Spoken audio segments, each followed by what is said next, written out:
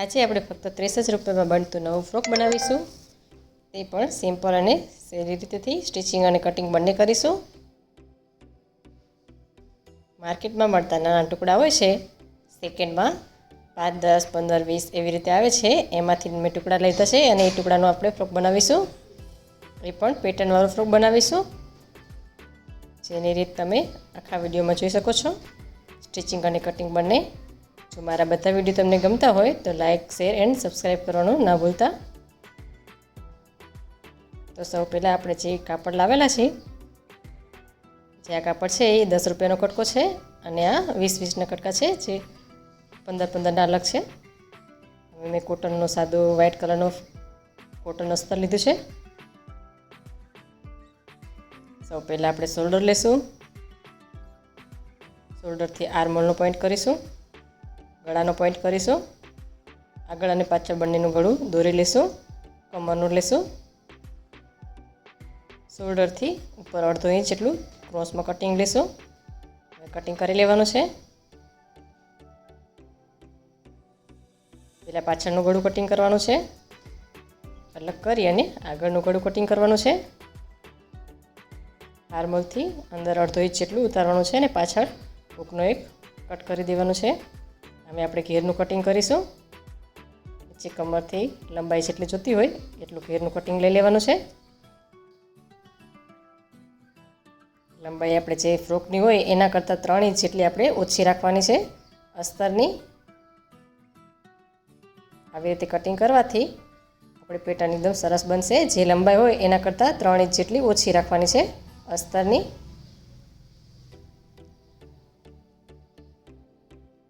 બીજી બાજુ આપણે એવી જ રીતે કટિંગ કરી લઈશું. કમરથી જે આપણે કોઠાનું કટિંગ કરેલું છે એ જ લેવાનું છે અને નીચેના ભાગમાંથી 3 ઇંચ જેટલું ઓછું લેવાનું છે લંબાઈમાં. સૌ પહેલાં આપણે અસ્તર જ કટિંગ કરીશું. હવે નીચેનો ઘેર કટિંગ કરીશું. એના માટે જે આપણે નીચેનો કોઠાનો ભાગ લીધેલો છે એનેથી ડબલ ઉપર કમરનું માપ લેશું અને નીચેની સાઈડમાં જે માપ છે એના કરતાં 6 ઇંચ જેટલું વધારે લેશું. 3 ઇંચ સિલાઈનું અને 3 ઇંચ અંદર વળે એનું. હવે 2 ભાગ આવી રીતે આગળ અને પાછળ બંનેના કટિંગ કરી લેવાના છે. જે આપણે કમરનું માપ નીચેનું લીધું છે લંબાઈનું, એના કરતાં 6 ઇંચ જેટલું વધારે લેવાનું છે લંબાઈનું માપ. અને કમરમાં જેટલું કાપડ આપણે સાઈડમાં ક્રીજ લેવી હોય એટલું વધારે લઈ શકો છો. હવે આપણે કોઠાના માપમાં જે કટકો છે નાનો, એનું મોટું કટિંગ કરી લઈશું.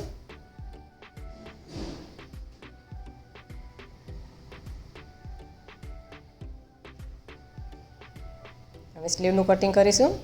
સ્લીવમાં તમારે જે પેટર્ન આપવાની હોય એ પહેલાં શેપ લઈ લેવાનો છે, ક્રીજ વારી લેવાની છે. અને આવી રીતે તમારે પેટર્ન બનાવવી હોય તો આમ પણ કરી શકો છો. હવે સ્ટિચિંગ કરીશું. સ્ટિચિંગ માટે જે આપણે કટિંગ કરેલું છે ત્યાં રાઉન્ડમાં બધી બાજુ સિલાઈ લઈ લેવાની છે અને કટિંગ કરી પલટાવી દેવાનું છે. પલટાવી અને ફરતી બધી બાજુ સિલાઈ લઈ લેવાની છે. બધી બાજુ પેક કરી અને સિલાઈ લઈ લેવાની છે પલટાવીને. હવે એક્સ્ટ્રા કાપડ કટિંગ કરી લેવાનું છે.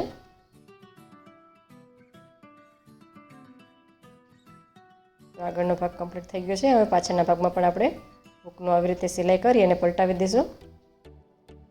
એને પણ કટિંગ કરી લેવાનું છે. પલટાવી અને ફરીથી પાછું આમાં પણ સિલાઈ બધી બાજુ પેક કરી દેવાની છે.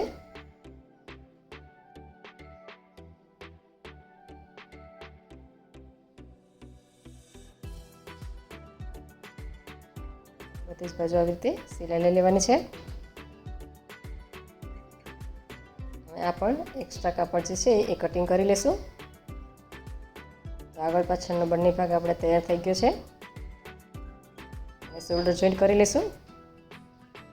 શોલ્ડરમાં પણ ક્રોસમાં સિલાઈ લઈ અને ડબલ લેવાની છે.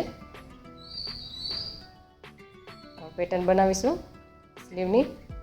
એના માટે પોઈન્ટ કરેલો છે અને બે સાઈડથી કપડું છોડી દેવાનું અને વચ્ચેની સાઈડમાં ઝીણી ઝીણી ચપટી લઈ લેવાની છે.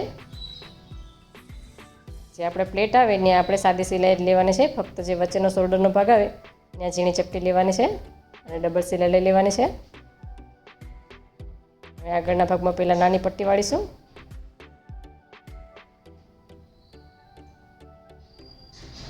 હવે લાસ્ટિક મૂકી અને પછી આખી પટ્ટી વાળી દઈશું અંદરની સાઈડમાં. લાસ્ટિક આપણે જે બાયનું માપ હોય એના કરતાં થોડું ફિટિંગમાં લેવાનું છે, ખેંચતું જવાનું છે અને લાસ્ટિક ઉપર સાઈડમાં રાખી અને સિલાઈ લઈ લેવાની છે.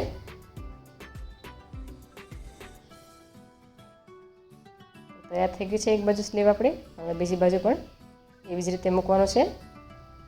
આર્મહોલથી જે પ્લેટનો ભાગ આવે ત્યાં પ્લેન કાપડ રાખવાનું છે અને વચ્ચેના ભાગમાં ઝીણી ઝીણી ક્રીઝ લેવાની છે. આમાં પણ ડબલ સિલાઈ લઈ લઈશું. આગળની નાની પટ્ટી વાળવાની છે અને આમાં પણ બીજું આપણે લાસ્ટિક રાખેલું છે એ સાઈડમાં રાખી એના ઉપર સિલાઈ લઈ લઈશું.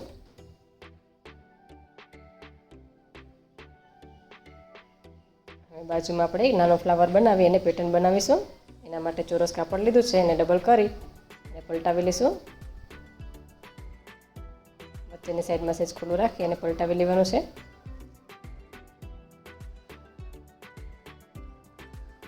નાની પટ્ટી બનાવી એની પણ પેટર્ન બનાવી લઈશું.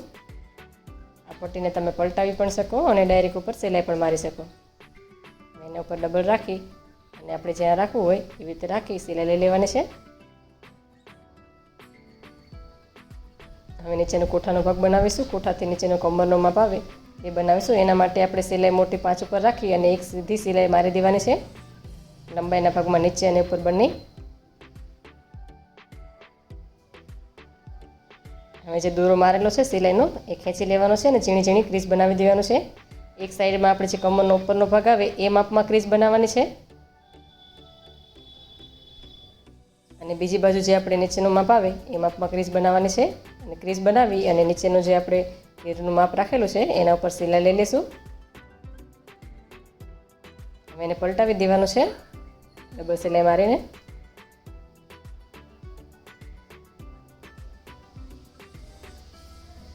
ઉપરની સાઈડમાં પલટાવી અને કમરનું માપનું ક્રીઝ પાડી એના ઉપર સિલાઈ ફરીથી લઈ લેવાની છે.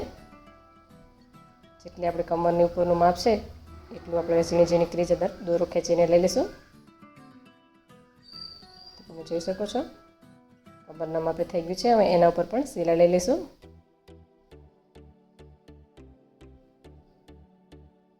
સૌથી પહેલાં આપણે નીચેનો ઘેર લેવાનો છે અને નીચેના ઘેરમાં સિલાઈ લઈ અને પલટાવવાનું છે. થઈ ગયું છે તૈયાર. હવે ઉપર કોઠાનો ભાગ છે એ જોઈન્ટ કરી લઈશું. એમાં પણ આપણે ધારી સિલાઈ લઈ લઈશું. આવી જ રીતે બીજી બાજુ પણ બનાવી લઈશું.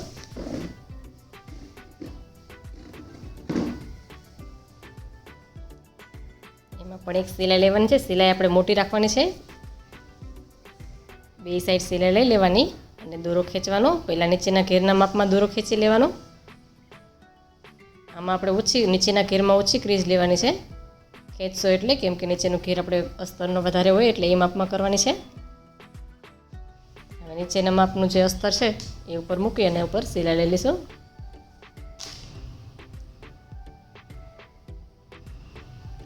જોઈ શકો છો નીચેનું માપ છે એ પ્રમાણે મેં ખેંચી અને ક્રીઝ લઈ લીધી છે.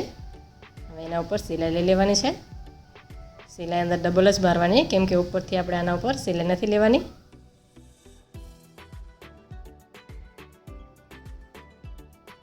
ડબલ લઈ લેવાની છે. હવે એને પલટાવી અને સવડા ભાગમાં પાછો આપણે જે દોરો હતો ખેંચી લઈશું.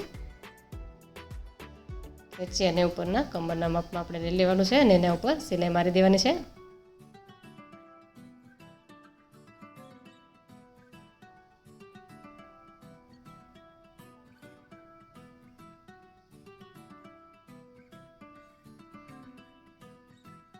જેટલી આપણે ક્રીઝ વધારે રાખવી હોય એટલું કાપડ વધારે રાખવાનું છે અને આગળ પાછળ બંનેનો ભાગ આપણે જોઈન્ટ કરી દેવાનો છે. હવે આપણે પ્લેટ આપણે ડાયરેક્ટ અંદરની સાઈડમાંથી નહીં લેવી, અલગ અલગ ભાગથી લેશું, નહીંતર આપણે આનું ફિટિંગ બરાબર નહીં આવે. નીચેનું અસ્તરનું અને ઉપરનું બે અલગ કરી અને ઉપર સિલાઈ મારીશું. કવર સિલાઈ કરવાની છે. આમાં અંદરની સાઈડમાં આવી રીતે કરી દેવાનું છે.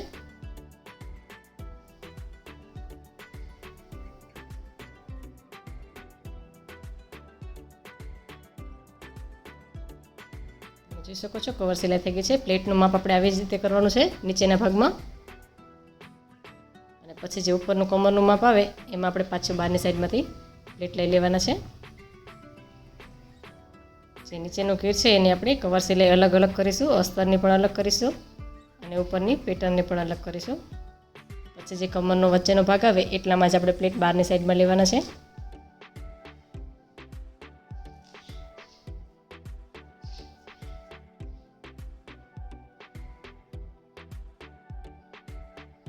તમે જોઈ શકો છો અંદર કવર સિલાઈ કરી નાખેલી છે બે બાજુ.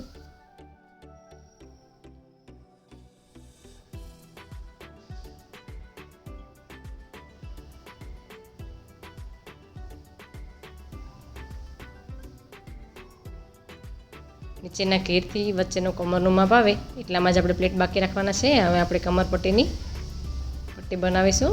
કમરમાં બેલ્ટ મૂકવી એ બેલ્ટ બનાવીશું.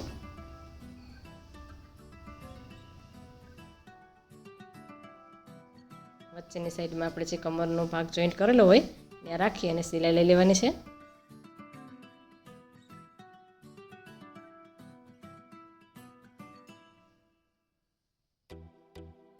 બંને સાઈડ રાખી અને ડબલ સિલાઈ લઈ લેવાની છે. તો તૈયાર થઈ ગયું છે આપણું ફ્રોક બનીને. જો તમારે પાછળ હૂક ન કરવા હોય તો આવી રીતે દોરી કરી દેવાની પાછળના ભાગમાં પણ. નીચેનો ઘેર પણ તમે જોઈ શકો છો એકદમ સરસ ક્રીઝ વાળો બની ગયો છે. રેડી છે આપણું ફ્રોક ફક્ત 30 જ રૂપિયામાં.